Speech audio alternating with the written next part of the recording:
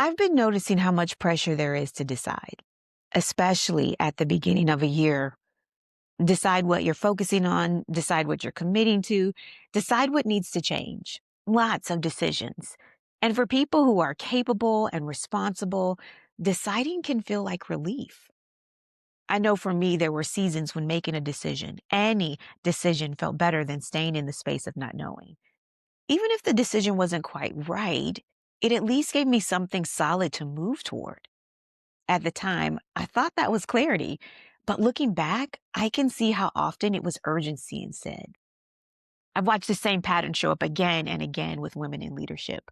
Highly competent, thoughtful, deeply invested in doing things well. They'll say things like, I just need to decide so I can move on, or I don't want to waste time sitting in this. And underneath that is often a quiet discomfort with pause, because pause can feel exposed. It can feel unproductive. It can feel like you're falling behind even when nothing is actually wrong.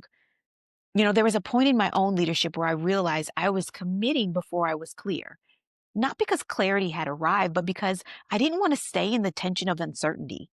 And that realization didn't immediately change how I operated. It didn't come with a better plan.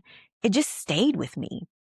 And over time, I began to notice the difference between the decisions I made to relieve pressure and the decisions that came from something steadier. They felt different in my body, quieter, less urgent, less performative. So as you move through this season, you might notice your own relationship with decision making, how quickly you want to commit, what you feel when you don't. Again, there's nothing you need to decide right now. Just notice. Notice what happens when you allow clarity to arrive before commitment, even if that takes longer than you'd like.